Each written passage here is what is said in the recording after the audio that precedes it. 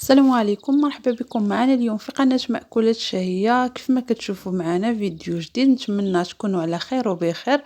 اليوم غادي نحضروا معكم واحد غريبة بالنكهة ديال الريل الانجليز اللي كتجي رائعة وزوينة وغادي تنال اعجابكم. خليكم مع المقادير والطريقة. غادي نبداو بسم الله على بركة الله.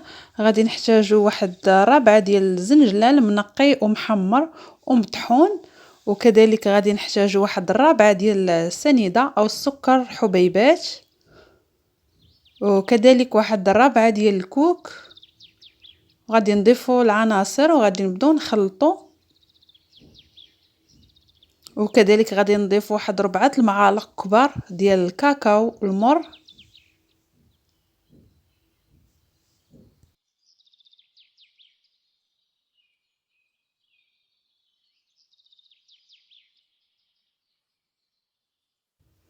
وغادي نضيفو كذلك واحد خمارة ديال الحلوى، وكذلك غادي نحتاجو واحد 2 المعالق كبار ديال النكهة ديال الريغليز. وهنايا كذلك غادي نحتاجو واحد 100 غرام ديال الشوكولات الاسود اللي ذوبناه في حمام مريم، كيعطي واحد النكهة واحد التعليكة الغريبة.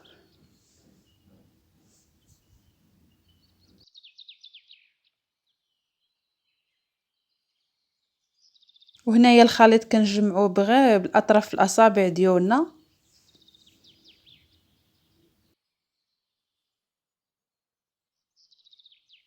وهنايا غادي نحتاجو ما يقارب ما بين 6 البيضات حتى ل5 على حساب الحجم ديال البيض، وكذلك على حساب النوعيه ديال الكوك اللي كنخدمو به بطبيعه الحال اللي ميدم.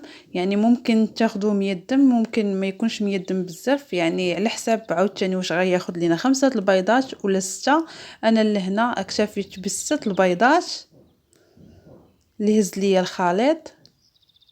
نتوما على حسب الحجم ديال البيض وكذلك النوع ديال الكوك كيف ما قلت لكم، ممكن 5 ما بين 5 حتى ل6 البيضات.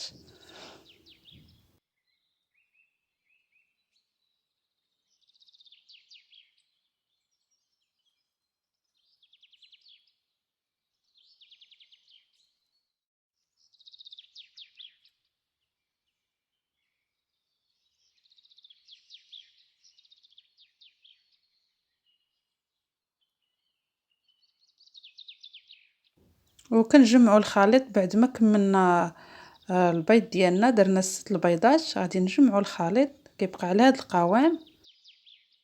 بعد ما كملنا الخليط ديالنا دابا غنبداو نشكلوا كويرات كيف ما شفتوا معايا. كنحطهم في الميزان، كنديروا كل وحده فيها 20 غرام، ما بين الغريبه كتكون ما بين 20 غرام حتى ل 25 غرام.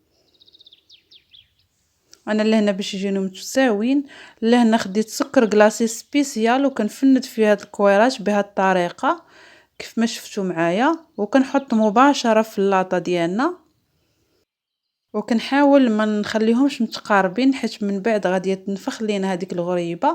ومن بعد كناخذ الاصبع ديالي وكنضغط عليها من الفوق باش نساعدها على التشقق ملي تدخل للفران. كنا مشعلين الفران من قبل وكندخلوها غير حتى تشقق لينا ونطلعوها الفوق. بعد ما طابت وخرجناها من الفران كتشوفوا هادوك هما اللي الدار ما بغاهمش بالسكر. هذا هو الشكل النهائي ديال الوصفه ديال اليوم. كيف ما كتشوفوا غريبه كتجي رائعه وعلى حقها وطريقها هماويه ديال المناسبات وبنكهه مختلفه وكذلك اقتصاديه كتستحق التجربه. وما تبخلوش علينا باللايكات ديالكم وخلنا الراي ديالكم في التعليق. وبصحتكم وبراحتكم، وفي فيديو قادم ان شاء الله، والسلام عليكم.